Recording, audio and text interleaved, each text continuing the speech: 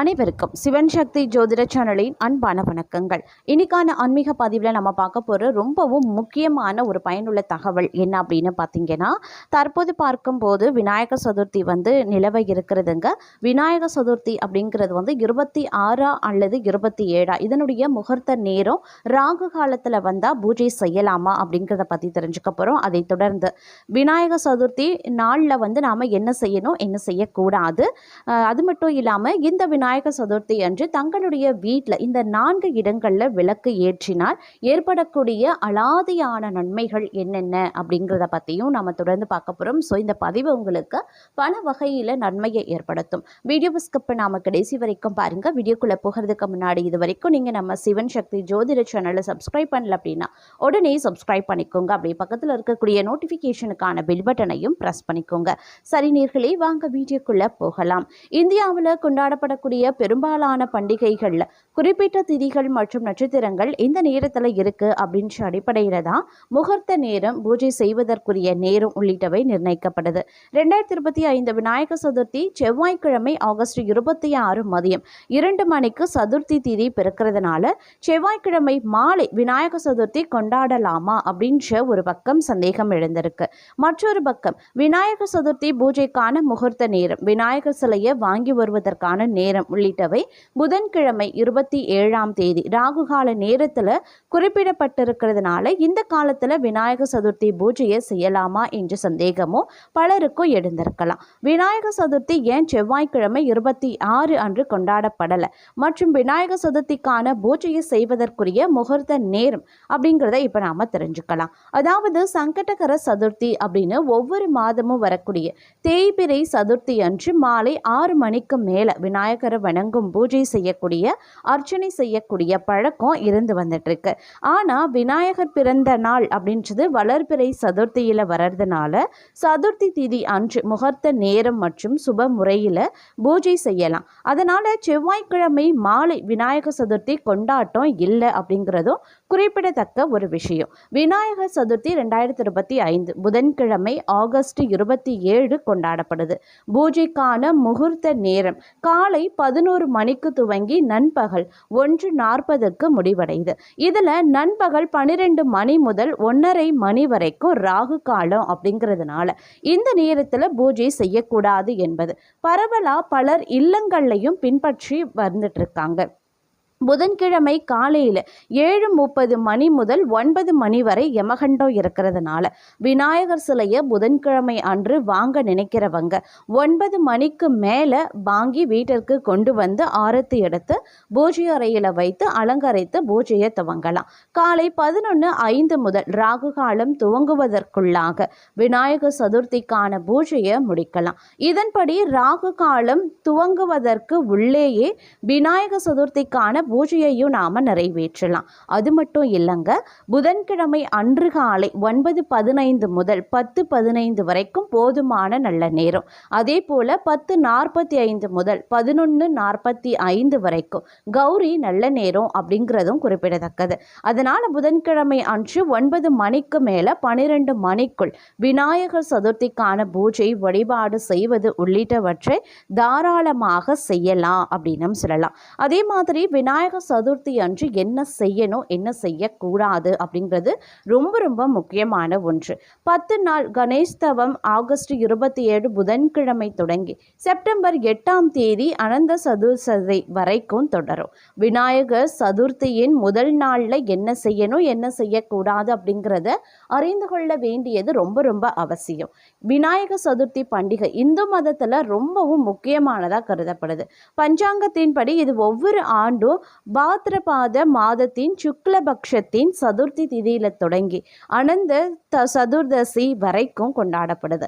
இந்த 10 நாட்கள்ல விநாயகர் பிரதிஷ்டை செய்யப்பட்டு வழிபாடு ஏற்பாடு செய்யப்படுது. இந்த வருடம் கணேஷ் சதுர்த்தி புதன்கிழமை 27 ஆகஸ்ட் 2025 அன்று தொடங்குது. இந்த நாள்ல கோயில்கள், வீடுகள் மற்றும் பூஜை பந்தல்கள் போன்றவற்றில் விநாயகர் சிலை நிறுவப்படும். மேலும் 10 நாட்களுக்கு பிறகு விநாயகரை ஆற்றில் கரைத்து வைத்து வழிபடுவாங்க. ஆனால் முதல் நாள் மிகவும் சிறப்பு வாய்ந்தது. ஏன்னா இந்த நாளில் விநாயகர் பிறந்த நாளாக கருதப்படுது. அதனால் கணேஷ் சதுர்த்தியின் முதல் நாளில் எந்த வேலைகளை செய்ய வேண்டும், எந்த வேலைகளை தவிர்க்க வேண்டும் அப்படிங்கிறதையும் தெரிஞ்சுக்கோங்க. ஆகஸ்ட் 27ஆம் தேதி விநாயகர் சதுர்த்தியினுடைய முதல் நாள். இந்த நாளில் வழிபாட்டு தலத்தை சுத்தம் செய்து அதை நன்கு அலங்கரிக்கணும். அதற்கு பிறகு சடங்குகள் மற்றும் நல்ல நேரத்தின்படி சிலையை நிறுவனம். காலை 11:05 மணி முதல் மதியம் 1:40 மணி வரைக்கும் கணேஷ் பிரதிஷ்டைக்கு மங்களகரமான நேரம். கணேஷ் சிலையை நிறுவுவதற்கு முன் ஒரு தீர்மானம் எடுங்க. நீங்க ஒரு நாள், 1.5 நாட்கள், 3 நாட்கள், 5 நாட்கள், 7 நாட்கள், அப்படி இல்லைனா 10 நாட்களுக்கு இறைவனின் சிலையை நிறுவலாம். முதல் நாளிலேயே எத்தனை நாட்களுக்கு வீட்டில் சிலையை நிறுவுகிறீர்கள் அப்படிங்கிறதுக்கான தீர்மானத்தை நீங்கள் எடுத்துக்கணும்.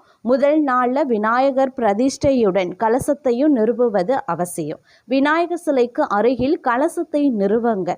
கலசத்தை கங்கை ஆற்று நீரால் நிரப்பி மா இலைகள், வெற்றிலை, நாணயம், அரிசி, குங்குமம் போன்றவற்றை வைத்து அதன் மேலே ஒரு தேங்காயை வைக்கணும். விநாயகர் சதுர்த்தியின் முதல் நாளில் செய்யக்கூடாத விஷயங்கள்: சந்திர தரிசனம். விநாயகர் சதுர்த்தி அன்று சந்திர தரிசனம் செய்யக்கூடாது அப்படின்னு நம்பப்படுது. இந்த நாளில் சந்திரனை பார்க்கிறவங்க மீது பொய்யான குற்றச்சாட்டு சுமத்தப்படலாம். எதிர்மறை விஷயங்கள்ல இருந்து விலகி இருங்க. இந்த நாளில் வாக்குவாதங்கள் மற்றும் சண்டைகள்ல இருந்து விலகி இருங்க. மேலும் எதிர்மறை விஷயங்களை பற்றி பேசக்கூடாது. அதே மாதிரி துளசி அர்ச்சனை செய்யக்கூடாது. கணேஷ் சிலையை நிறுவும் போது தவறுதலாக கூட துளசியை கொண்டு அர்ச்சனை செய்து விடாதீங்க. விநாயக பெருமானுக்கு துளசியை அர்ச்சனை செய்வது வேதங்களின்படி தடை செய்யப்பட்டிருக்கிறது. அப்படிங்கிறதுனால கொஞ்சம் கவனமாயிருங்க. விநாயகர் பிரதிஷ்டை செய்யப்பட்ட பிறகு சிலையை தனியாக விடவும் கூடாது. அதிலும் நீங்க சிறப்பு கவனத்தை செலுத்த வேண்டியது முக்கியமான ஒன்று அப்படின்னு சொல்லலாங்க. அது மட்டும் இல்லாம மறந்தும் கூட இந்த விஷயத்தை செய்ய மறந்துடாதீங்க. அதே போல் விநாயகர் சதுர்த்தி அன்று தங்களுடைய வீட்டில் இந்த 4 இடங்களில் கண்டிப்பாக விளக்கு ஏற்ற வேண்டியது அவசியங்க. அதாவது ஆகஸ்ட் 27, 2025 புதன்கிழமை விநாயகர் சதுர்த்தி வர இருக்கிறதுனால வீட்டில் எந்தெந்த இடங்களில் விளக்கு ஏற்ற வேண்டும் அப்படிங்கிற ஒரு கேள்வி பெரிய கேள்வியாகவே இருக்கிறது. விளக்கு ஏற்றினா என்ன நன்மைகள் கிடைக்கும், என்னென்ன இடத்துல விளக்கை ஏற்றணும் அப்படிங்கிறத பார்க்கலாம். முதல்ல பார்த்தீங்கன்னா முன்வாசல், பின்வாசல். அதாவது முன் வாசல்ல விளக்கு ஏற்றினீங்க அப்படின்னா எதிர்மறை ஆற்றலை வீட்டுக்குள் வராம தடுக்கும். இரண்டாவது, வடகிழக்கு மூலையில விளக்கு ஏற்றினால் வீட்டிலையும் வாழ்விலையும் நேர்மறை ஆற்றல் அதிகரிக்கும். மூன்றாவது, விநாயகர் சிலைக்கு முன் விளக்கேற்றி விநாயகர் வழிபட்டா விநாயகர் மகிழ்ச்சி அடைவார். நான்காவது, துளசி செடிக்கு முன் விளக்கேற்றி வழிபட்டா லக்ஷ்மி தேவி மகிழ்ச்சி அடைவாங்க மற்றும் வீட்டில் பணத்திற்கு எவ்வித பஞ்சம் வராது.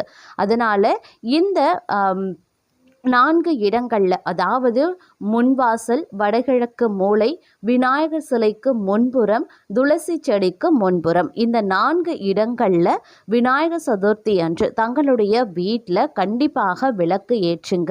அனைத்து வித நன்மைகளும் தங்களுக்கு கிடைக்கப்பெறும் அப்படின்னும் சொல்லலாங்க. அதே மாதிரி விநாயகரை பொறுத்த வரைக்கும் என்னென்ன அபிஷேகங்கள் செய்யப்படுறது அப்படின்னு பார்க்கும்போது பால் அபிஷேகம், தேன் அபிஷேகம், சந்தன அபிஷேகம், திருநீரு அபிஷேகம், மஞ்சள் அபிஷேகம், அன்ன அபிஷேகம், சொர்ணாபிஷேகம் அப்படின்னு அபிஷேகங்களை நாம தாராளமா மேற்கொள்ளலாம். இப்படி அபிஷேகங்களை நாம செய்யறதன் மூலமா நமக்கு அதீத நன்மைகள் கிடைக்க பெறும் அப்படின்னும் சொல்வதுண்டுங்க. ஒவ்வொரு அபிஷேக பொருளுக்கும் தனித்தனி சிறப்புகளும் இருக்கு. சில அபிஷேக பொருட்கள் மட்டும் விநாயகருக்கு குறிப்பா சிறப்பித்து செய்யப்படுது. உதாரணத்திற்கு சொல்லணும்னா எருக்கம் பூ மாலை, அருகம்புல் மாலை போன்றவைகளை விநாயகர் விரும்புவதை போல அவருக்கு பிடித்தமான பொருட்கள்னால அபிஷேகம் செய்யறதும் சிறப்பு வாய்ந்தது. அதனால இந்த பொருட்களால நீங்க அபிஷேகம் செய்தா அதீத நன்மைகள் தங்களுக்கு கிடைக்க பெறும் அப்படின்னும் சொல்லலாங்க. முடிஞ்ச வரைக்கும் வேலூருக்கு அருகில் சேன்பாக்கம் அப்படின்ற ஊரில் பால் விநாயகருக்கு தாமரை தண்டு நூலால நெய் விளக்கேற்றி பால் அபிஷேகம் செய்றீங்க அப்படின்னா புத்திர பேர் கிடைக்கும் அப்படின்னும் சொல்லலாம். இந்த மாதிரி பார்த்தீங்க அப்படின்னா ஒவ்வொரு அபிஷேகத்திற்கும் பார்க்கும்போது ஒவ்வொரு நன்மைகள் வந்து கிடைக்கப்பெறுவது உண்டு அப்படின்னும் சொல்லலாம். அதே மாதிரி நைவேத்தியமாக பார்த்தோம் அப்படின்னா விநாயக பெருமானுக்கு நாம் அவருக்கு பிடித்த முக்கியமான 3 பொருட்களை வைத்து வழிபடணும் நைவேத்தியமாக. அதாவது முதலாவதாக பார்த்தோம் அப்படின்னா அரிசி மாவு கொழுக்கட்டை, இரண்டாவது சுண்டல், மூன்றாவது அவல் பொரி. இந்த விஷயங்களை வந்து மறக்காம செய்யுங்க. ஒரு சிலர் பார்த்தீங்க அப்படின்னா ரவா லட்டு கூட வைப்பாங்க. இதுவும் வந்து விநாயகருக்கு மிக மிக பிடித்த நெய்வேத்தியங்கள்ல ஒன்று அப்படின்னு சொல்லலாம். மறக்காம அனைத்தும் செய்ய முடியாது அப்படின்னா கூட இந்த 3 விஷயங்களை கண்டிப்பாக நீங்க செய்து வழிபடக்கூடிய பட்சத்துல விநாயகரினுடைய பரிபூரண அருள் தங்களுக்கு கிடைக்கப்பெறும் அப்படின்ற ஆன்மீக பதிவோடு இன்றைய ஆன்மீக தகவலை நாம நிறைவு செய்து கொள்ளலாம்.